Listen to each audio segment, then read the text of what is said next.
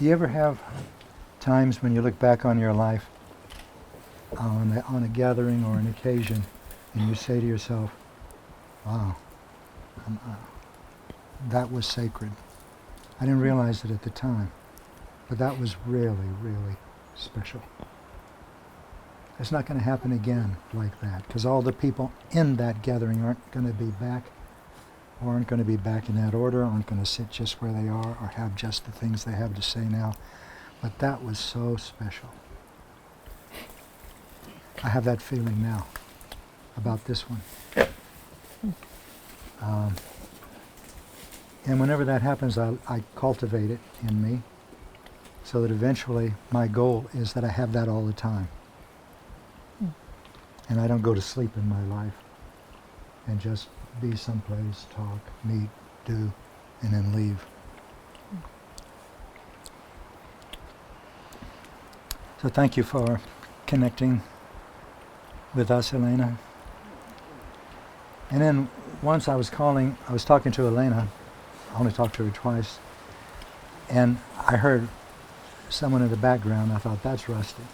So I said, is Rusty there? She said, yeah. So Rusty came over and talked. And that's when I knew I wanted to come up here, after talking with you a little while. Because I've got no interest in war stories.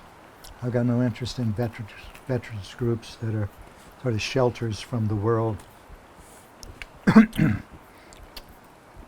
But I do have an interest in people. And I do have an interest in the complexity and the richness and the power of life, human lives. So that's when I decided I wanted to come. And actually, I got a picture of Randy, and I don't know if you sent it. Rusty. I keep doing that because I was talking with a friend, Randy, who's in South Korea now, just about the time I was meeting Rusty. But I got a picture of Rusty, and you might have sent it to me, but it was a picture of Rusty with his rifle in his role as sniper. And I looked at that face, and I recognized what I saw. It was mean. It was mean. Mean in the sense that it was so disconnected, so insecure, so needing to prove something that nobody and nothing was safe from it. And I felt, of course, you might have been feeling entirely different things, but that's what I identified with, because I'd seen that face before. I wore it. I had a picture I wanted to bring, but I couldn't find it. It's just a little snapshot. It was a photo of me, early morning hour, standing in front of one of our helicopters before a mission. And I'm dressed for it. And I'm carrying a silent Sten. That's a British submachine gun with the serial numbers ground off and a silencer on the muzzle. So that's why I'm here, because I've come a long way. And just by talking to Rusty, there's no doubt in my heart that he's come a long way. And each of us in our ways have come a long distance to be here. Some of it has to do with the military, some of it doesn't. Military is one obvious commonality that we have, but our commonalities run deeper than that. So I just wanted to share with you and a little bit about me, hear a little bit about you. I was born in Texas, brought up in Kansas, little town, Pittsburgh. Graduated from high school there, went to Harvard on a scholarship. Through no real fault of mine, it was a time when Harvard was changing from an Eastern finishing school to a national university. And they needed somebody, they needed the valedictorian from Pittsburgh Senior High School in Pittsburgh, Kansas. And my debate coach wrote me a glorious letter of recommendation. Somebody must have spell checked it, because he never spoke English that well. He would say things like, well, he don't mean it. And I used to cringe, and I'd say, Dan, you're a debate coach. You can't talk like that. But anyway, that's where I wound up. And by the end of that, I wanted to get in the military. I was probably the only, I could say, I feel certain I was the only guy at Harvard that had his room, had on the walls of his room posters of paratroopers on the way down. And I remember going to an Army recruiter and apologizing at an interview that I had a beard because it was for a play that I was in. And then when I was with the actual recruiter, who was an NCO, he said, well, you can have any 3 jobs in the military that you want. Well, not exactly. He says, you pick your 3 favorites and we'll guarantee you that you get one of them. So I wrote down infantry, infantry, infantry. And his face just lit up in a big smile. And he said, boy, you're going to get just what you want. So I went to basic infantry training. What year was that? That was the year that I got out of Harvard, which was a year after I was scheduled to get out of Harvard, which was 65. And I, while I was in infantry training, while I was at basic training, the recruiters came around recruiting for the special forces. Now that's where I wanted to be. By the way, I wanted to be a fighter pilot. I wanted it so much I could taste it, just taste it. We just watched the Tuskegee Airmen last night. And I'm in so much admiration of those guys, but I'm in love with those planes. I just wanted that so much. But I couldn't because my vision wasn't good enough. So then I tried the Navy. I wanted to fly fighters off an aircraft carrier, same thing. So then it was the Army. So I thought, I like to be at the heart of whatever happens. So I thought, if I'm going to be in the Army, I'm going to be in the infantry. That's the heart of the Army. And if I'm going to be in the infantry, I'm going to be a paratrooper. So I did. Went to, so there I was at Fort Gordon. And the recruiters are coming around for the special forces. But here's the deal. By then I had an appointment to infantry officer candidate school. And they were not recruiting for officers in the special forces. In fact, I was going to be a second lieutenant. There aren't even any positions in the table of organization for second lieutenants in the special forces. And so I had to make a choice. Special forces, officer. I was thinking about this while I was cleaning dishes in the mess hall. And I realized this is not a choice. I'm not going to spend the next 2 years of my life doing this. So I went to OCS.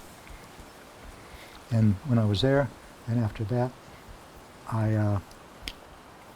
something amazing happened to me. First of all, I loved it. I ate it up. It's the first time in my life I felt like I belonged. I loved my uniform. I look back on it now. It wasn't too snazzy, being a private in the infantry. But I loved it.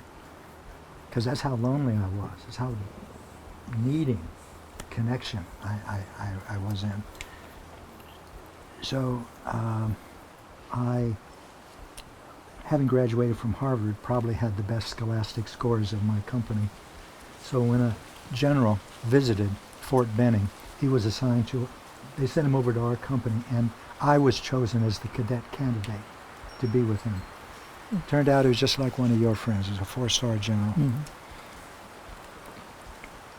So I'm just mentioning him because you're going to see why in a minute.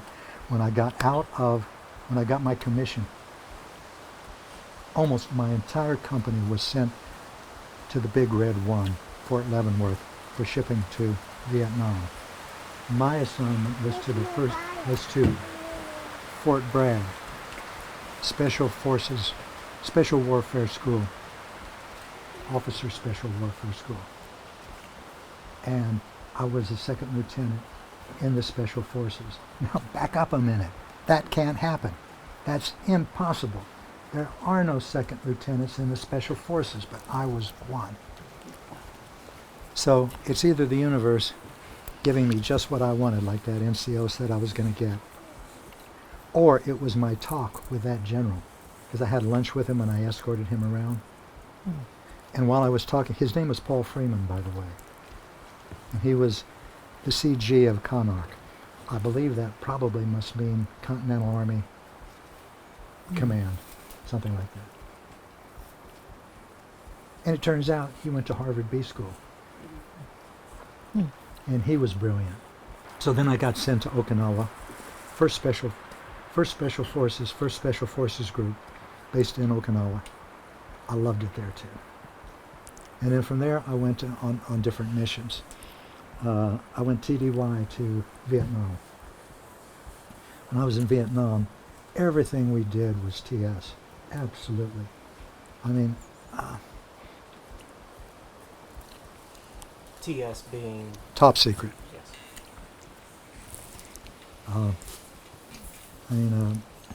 I worked for the, I was the executive officer, second in command of an A detachment. An A team is the heart of the Special Forces, or it used to be.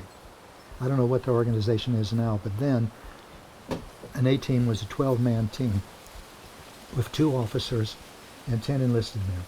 The 2 officers were a captain and a lieutenant, first lieutenant, but I was one as a second lieutenant. I was the XO.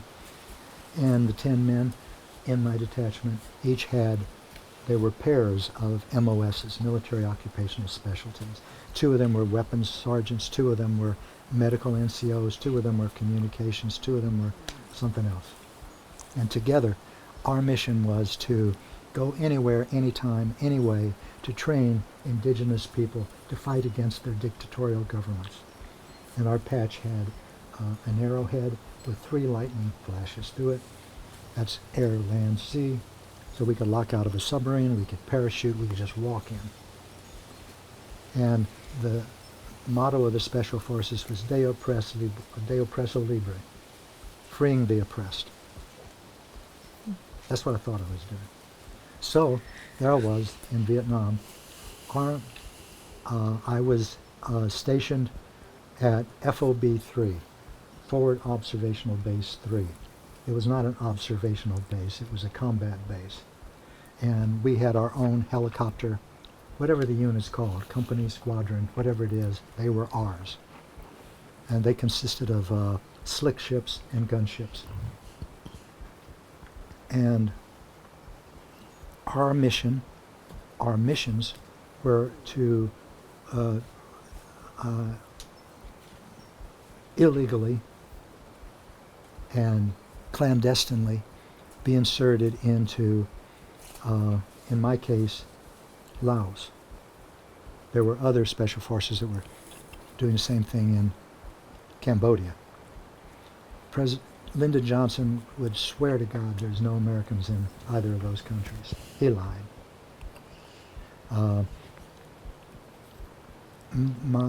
Our code name for our operations was Prairie Fire. Our other organizations were doing top secret missions into Cambodia, same kind of missions. Their code name was Daniel Boone. So there I was, XO. My code name, by the way, was Undertaker. Was what? Undertaker. Oh. Okay. So there I am, XO of an A12, A212. That's our A detachment, and I'm in Okinawa. Then we're in Vietnam, and we're running these missions into Laos. So I'll tell you one of them. And it wasn't though I went on a lot of them. And by the way, FOB 3 was in 2 Corps. I think, yeah, it was 2 Corps. Pleiku was the biggest thing in town around. And that was where the C team was. The Special Forces got C teams, B teams, and A teams. The A teams are where the action is. our A team, and a couple of them, 3 of them were at FOB 3, but the C team was in Pleiku. So I would go up there now and then. And one mission we went on was we would be inserted usually by helicopter, always by helicopter. And it was, I felt, the most dangerous part of a mission because we were so vulnerable as we settled into a landing zone. And if they knew, they meaning either the NVA or the VC, North Vietnamese Army, or the Viet Cong knew we were coming, we probably couldn't get out. Even the gunships that stayed higher were vulnerable, I thought. Well, how would they have known we were coming? Because we trained mountain runners, a company of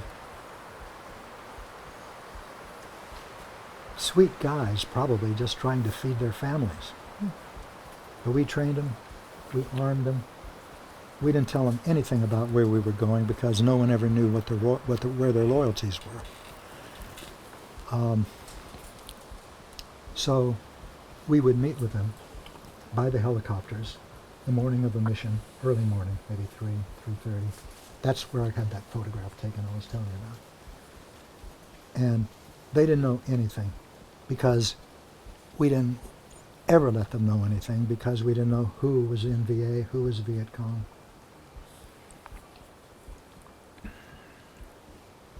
All they knew to do was fight as they were trained if they had to.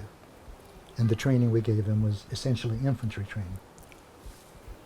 So, and usually a mission like that, well, this mission was a day and a half. That's all. From insertion to extraction. And we were really top stuff. I thought I was top stuff. Everyone I was working with thought they were top stuff. If anything happened to us, if we got compromised, which means if we got spotted, we would call a prairie fire emergency. That means we've been compromised. If we called a prairie fire emergency, that we were told that would divert every airborne attack aircraft to our assistance. And it would also bring standby aircraft to our support. And I believe this. I believe this because at FOB 2, 3, it's been a long time, FOB 2, I had seen our own pilots sprinting, not struggling, not walking.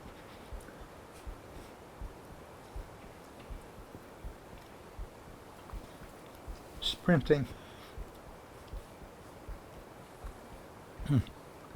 toward their helicopters for a prairie fire emergency. So, I've got more war stories, but I'm not going to tell them to you because you've got your own.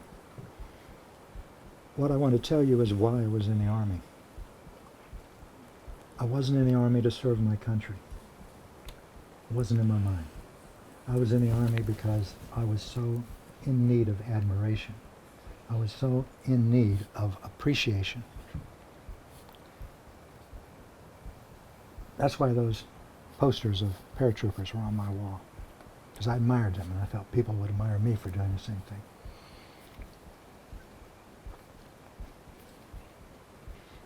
I was a sex addict,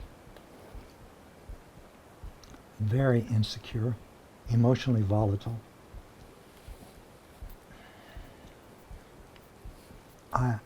Everything I did, in retrospect, was because I was so frightened. I was frightened of not living up to my expectations. I was frightened of not living up to other people, like my folks and other people's expectations. The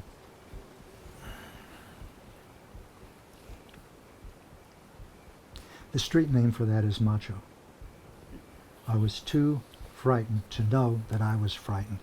If somebody had said to me, Gary, you're doing all these things, including being in the Special Forces because you are frightened, I couldn't tolerate hearing Say, you talking to me?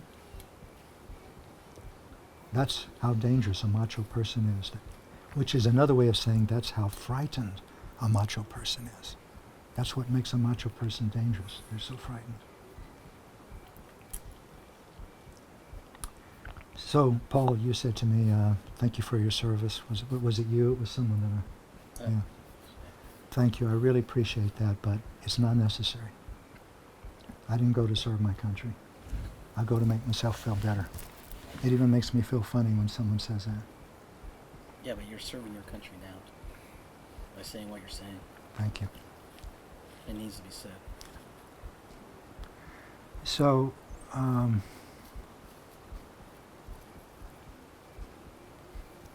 am so grateful. If there's one thing I'm grateful for, my entire Army experience, it is getting out of that country without killing anyone. Hopefully without hurting anyone. I'm sorry, I missed that. It was getting out of Vietnam without killing anyone. Hopefully without hurting anyone. It was grace because I went there looking for it. I went there looking for trouble. I had in my imagination seeing a target in my sights. And I would take a deep breath. I'd let half of it out, and I'd squeeze a round off and watch the target drop. I had no understanding of what that meant. You know, that was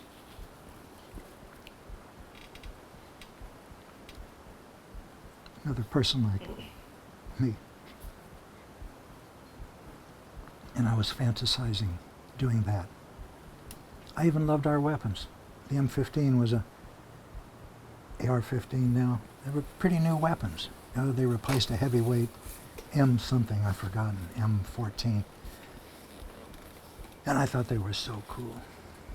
You know, carry lots of rounds, high velocity rounds, little rounds designed to tumble so that when they hit someone, they would keep tumbling and rip organs and explode out the back. I like that stuff. The part of me then that I had no idea was terrified of my life, like that stuff. Because it made me feel stronger, it made me feel powerful. And I used to think that the most powerful thing in the world was a bullet. It's not. It's not. It's got no power.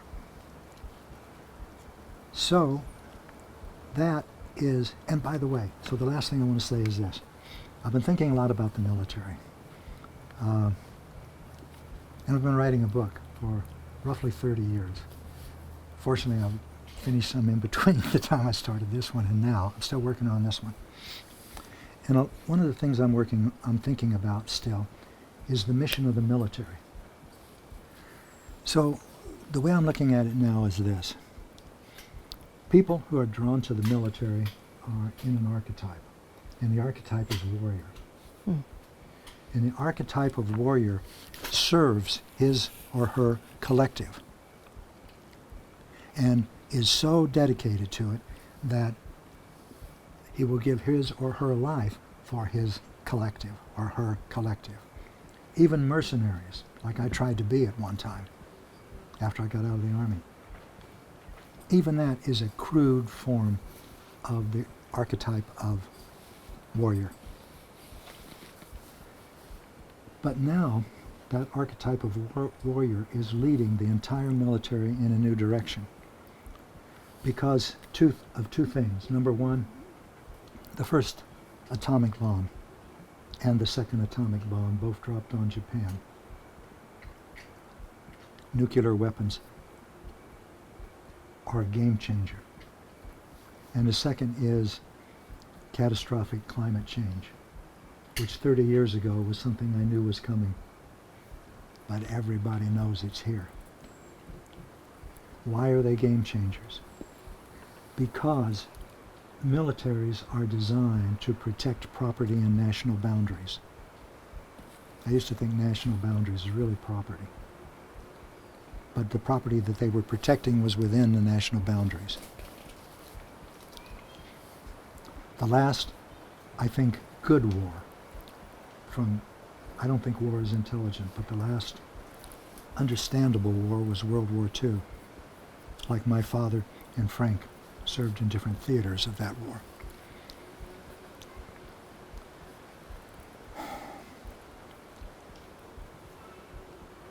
So even though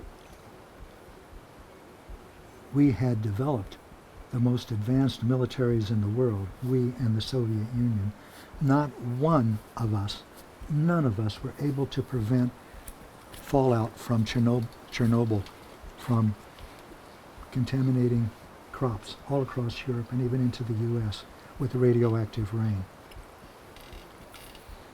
And now that global climate catastrophe is here, tell me what stealth bomber is going to keep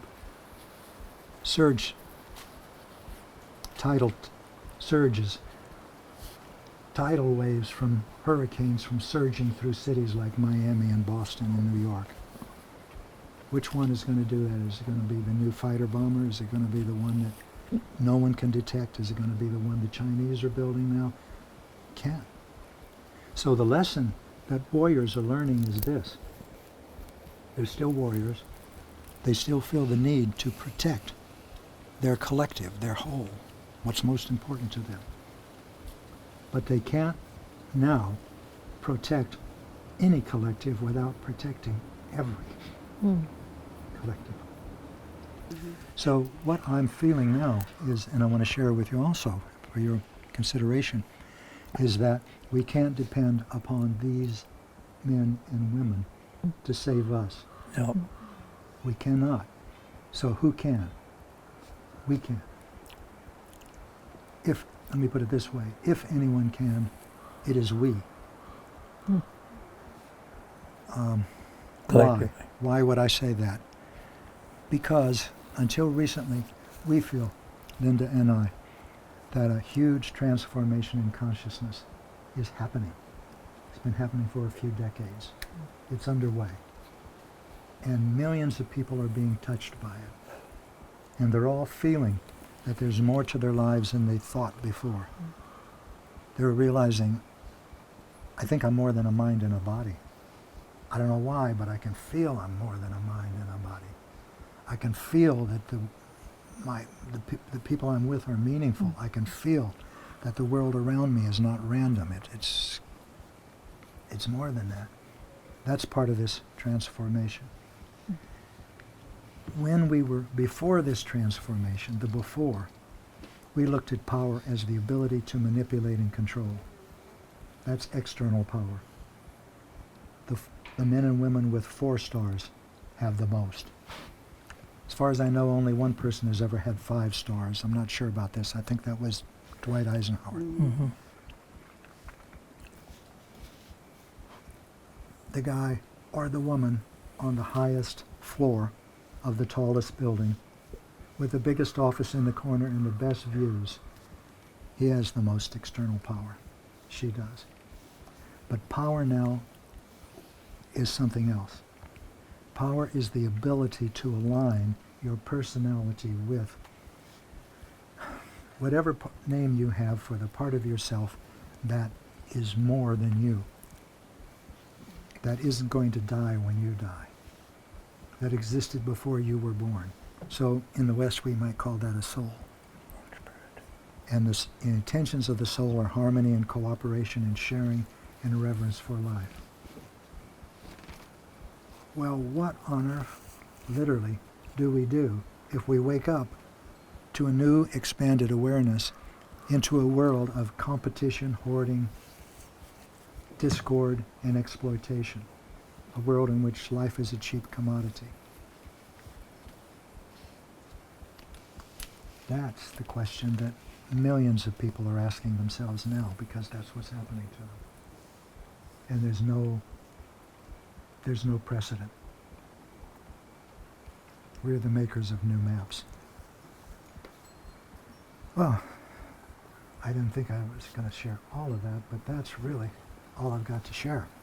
That's it from the beginning when I enlisted in the Army. No, before that even I was angry, but to now. Gary, I think you said that our mission now is life, the military's mission.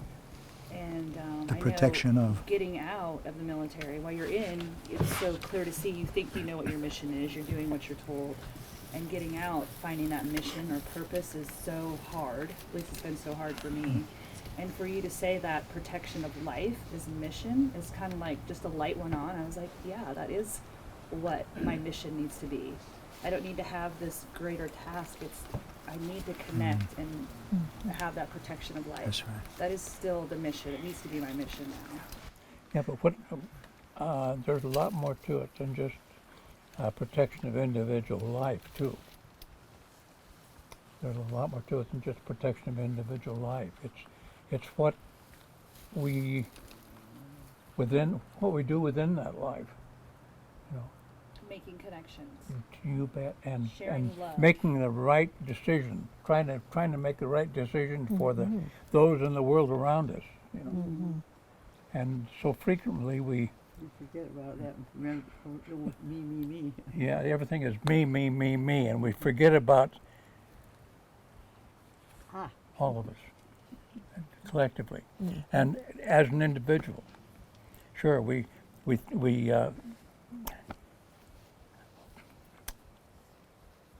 what a blessing life is. What a blessing life is. And the gift of companionship that we share within that life, as I do with this beautiful woman here, And with people that come to our and house. people like you that come here to be with us. And we see, feel, and talk to you about things. And it helps fill and refill. That is what I might say is our soul. And life itself, the beating heart, the gift of life, whatever it may be, you know. What a miracle! What a true miracle! Indeed. What a true miracle! And God bless her, one of you.